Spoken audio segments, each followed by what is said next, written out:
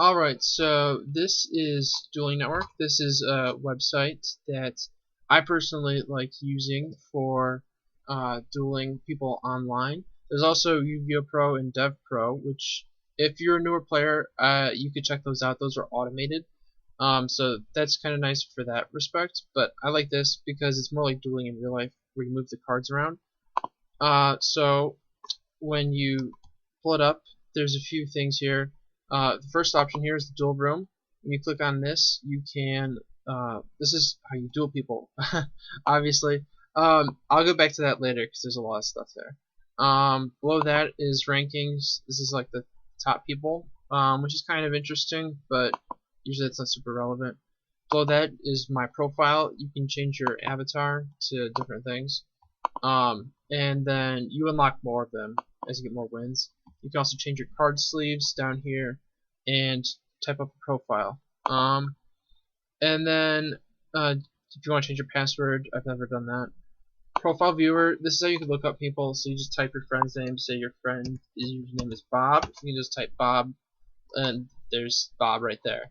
So you can just what you do is you hit add friend, and then they'll be in blue on here. So right now I have 2 friends on.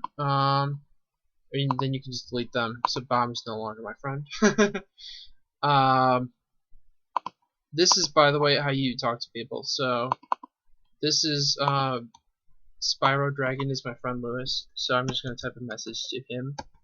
So I'm currently Skyping with him actually. So, but you can just type in the chat if you're not Skyping with them. And then there's public chat, which is you don't want to go in public chat. It's just it's Cyro. There's no P. Okay. I totally misread that. And then if you click on private chat down here, then it pulls up private chat. I think I exited out of it instead of minimizing it. Yeah. So if you minimize it, then you can click on private chat, and it'll go back to it. If you X out of it, then it'll delete it. Okay.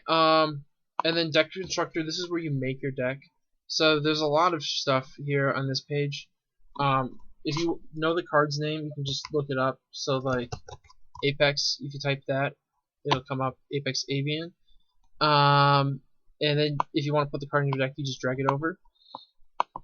And you can also search by card effects. So say you want something that will discard 1 card. So these are all the cards that say discard 1 card on their effect. You can also search by monster, spell, or trap. Save monster. You can search by all the different types of monsters here.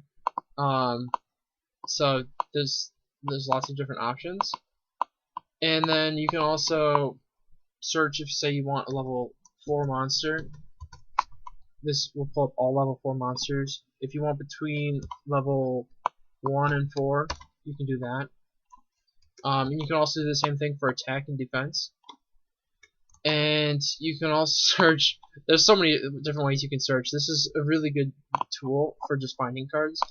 You can search by like all cards that are currently banned, all cards that are currently at 1, stuff like that.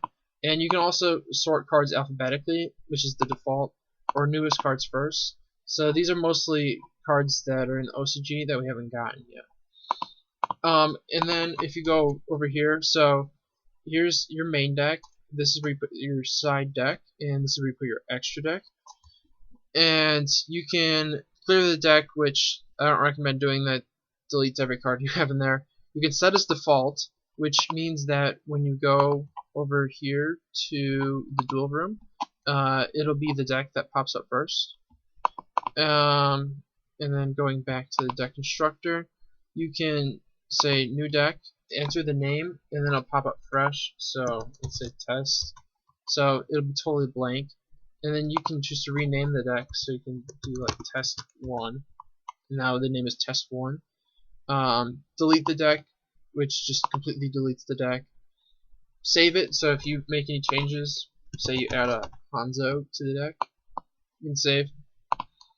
And you can also choose to save as something else. So I want to save this test. So now this deck is listed as test, and it's still saved as test 1 as I had before. So that's pretty much everything for the deck constructor. So now I'm going to go over to the Duel Room. So once again, there's a lot of things. You can choose your deck here from all of your decks. The main thing that I personally do is advanced rated. So you just join the pool and it'll automatically match up with someone. So then you click ready to ready up or leave pool. I'm going to click leave pool because I don't want to play somebody right now. You can choose to play in a match, which is best of 3 or just a single. You can choose TCG or TCG plus OCG if you want to use the OCG cards. And you can also play on English or Spanish. Those are the only language options there. And then you can also play advanced unrated, which is the same except for it doesn't affect your rating, and you can choose to play whoever you want. And then traditional unrated, this is just where all the banned cards are at 1 instead of 0. And then unlimited, you can play up to 3 of any card. Most people do this to play with old formats where they have cards that are like banned or at 3 or something like that. You can play GOAT format on there, which I do sometimes. And so right now it's the mode selected is duel. You can also switch to watch, and then these are all of the matches that are currently going on, and so you can just click on any of them and watch them. So for example, the first one in rated here, you can just jump in, and there's 52 people watching this because it's pretty highly rated. So they're currently siding, so that's not terribly interesting, but that's kind of fun sometimes to just sit there and watch people because you don't have to think. You can also filter or sort. So if you're looking for one of your friends, you can just type their name in there. You can also sort by rating or experience, which since it automatically matches you up with somebody in rated, I find that useful usually for watching. So you can click watch and then click 1700. Nobody's on, so 1600. Okay, so these are the highest ones. That's actually the one we clicked on before. So that's a good way to find the highest rated game, which is usually a higher level. You can also filter by single with siding, single without siding, and then a 2 out of 3 match. Speaking of which, you can choose to host a duel, which is for the 3 unrated formats for advanced, traditional, or unlimited. Instead of just clicking on somebody's game here, you can choose to host it. You can choose to type in a duel note. So, for example, I'm gonna play a game with my friend here, so I'm gonna type his name without the P. So it's Cyro. I'll write that in the duel note. I'm not gonna put a password. I don't think that's really worth doing, but you can put a password that your friend would know. So I'm gonna host that in unrated, and then so people will join in, and you can say to accept or reject them. I'm going to accept in this case. So this is what happens when you get a duel. So you get to choose rock, paper, scissors, so just choose whatever. I usually type good luck, and then sometimes people say you too. Good luck and have fun. Yeah, some people say and have fun. I don't say have fun. I'm not cool like that, I guess. So you can choose first or second. Let's go first, because this deck wants to go first. Okay, so instead of getting right into the duel right away, I'm going to just show what some of the stuff functions, I guess. So when you go over a monster, you have the option to normal summon it, set it, or special summon in attack or defense mode, or you can do like whatever with it. So you can send it to the graveyard also, put it on your deck, the top or bottom. You can banish it, you can show it to your opponent, or you can actually set it in your spell and trap cards. So that's that's what happens when you put in your spell and trap cards.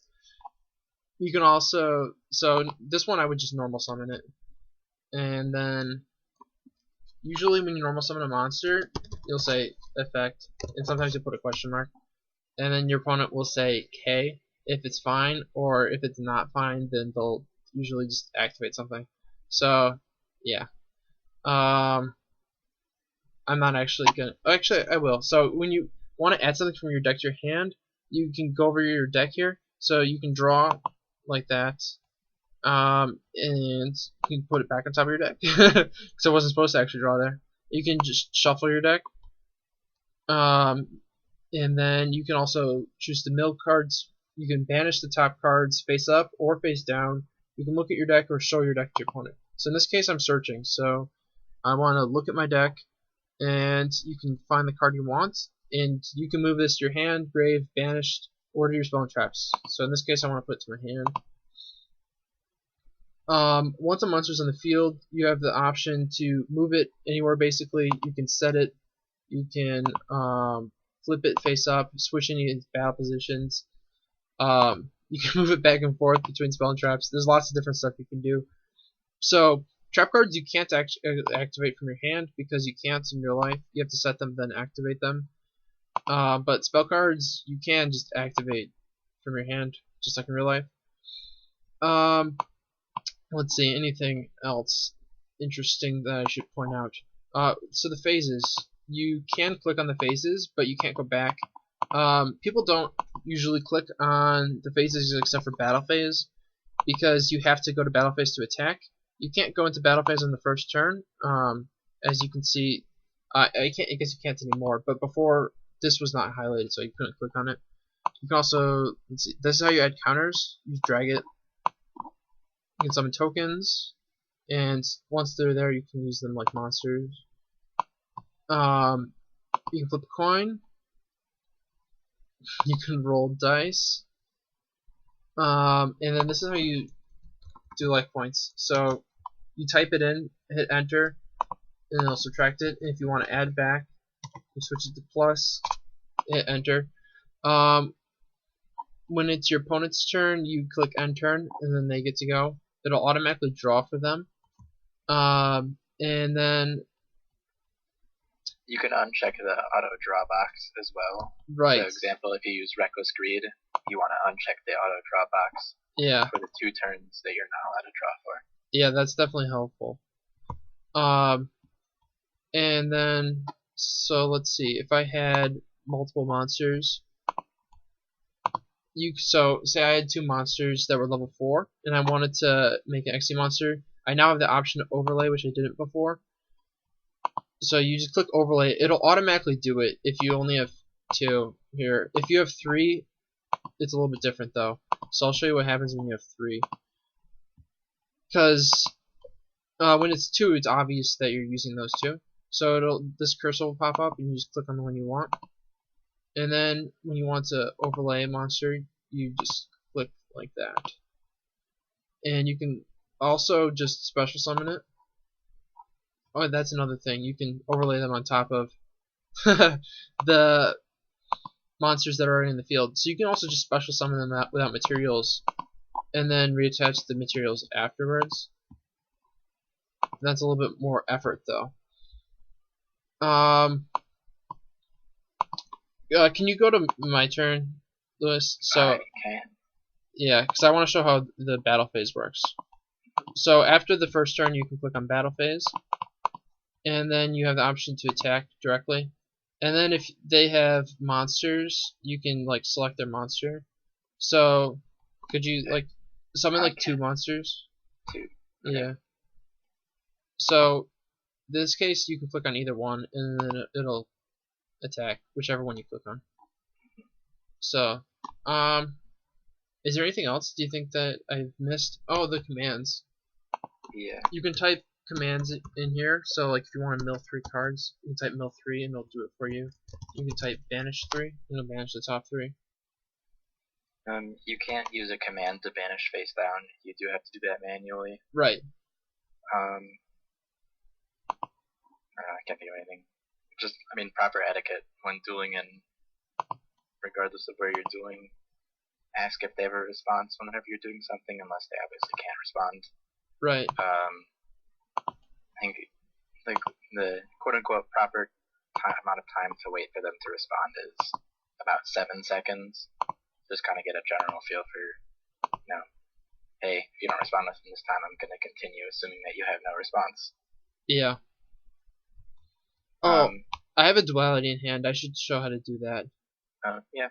So some cards like duality is one that comes up often. It's not immediately apparent how you do it. So you're supposed to excavate the top 3 cards. So what I do is I type in mill 3, and then you can choose to just do whatever from there. So you add one to your hand, and then you put the other 2 on top of your deck, and you just shuffle your deck. And then, for example, I have Monster Gate. That's just another milling card. You attribute a card.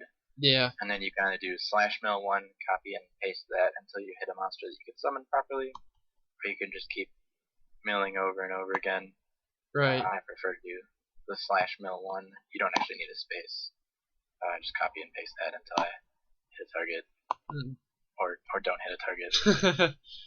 Yeah. You know. There's the one. Infernoid Life. The Jinzo. That's a good one. And then your card is useless now. How about that?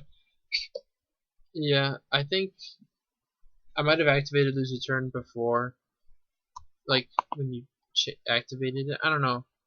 Chain Galaxy's like, well, from my hand. Yeah.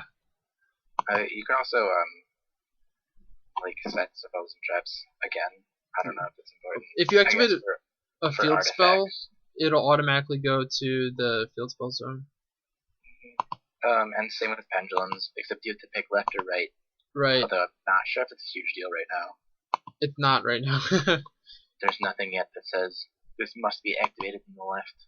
Yeah. Oh, pendulum monsters, you also have the option to put in the extra deck, very much like you do with extra deck monsters. But you put them face up. So, I mean, pendulums in general just have a massive, like, list of things you can do. Mm-hmm. So, like, regular monsters, you can just change where they go, etc. But with pendulums, there's just a lot. Yeah. I don't really use pendulums, so I'm not too familiar with those. I tend to stray away from them as well. Yeah. So, oh yeah, you can shuffle your hand over here. You can also show your hand as well. Yeah, so there's my hand. Nice hand stacker. So yeah, it'll say where they're looking. So like viewing graveyard. And graveyard. You can also look at now that pendulums are out, you can look at your opponent's extra deck so you can see what's face up. Yeah. And you can see all the face down cards that doesn't give you information, but yeah, okay. Oh, there's a few other things. So, it's pretty obvious over here. This is the effect of the monster. And then over here is the watchers chat. If anybody's watching, they can talk in here. We can talk in here too, but there's nobody watching. And then when the game's over, you'll admit defeat if you lose. So I'm admitting defeat. Ooh, I admitted faster. Wait, no. No, I got it. I got it. Oh, good. And then offer a rematch as well. Okay, accept rematch. So it'll go to the siding. If you're doing a match, it'll automatically go to siding. And so when you're side decking, all you do is you click on the cards you want to put in, and then you click the cards you want to take out. This is not real siding. I would not swap those cards in this match in real life. Before you clicked on siding, you can also do a reset deck. So yeah. It resets the stuff you did during current siding. So if you don't like how you did something, or you just don't want to do something in general, instead of like after you've hit swap cards like once or twice, you can just swap them again. Yeah, and then or reset them back to how you had them. It doesn't actually. If you're in a match and you're going to game 3, if you've previously sided, it won't actually reset that. You'll have to remember that yourself. I did not know that. Yeah, it says it's only for the current siding. Okay. You can turn the volume on or off. I always have it off because I find it kind of annoying.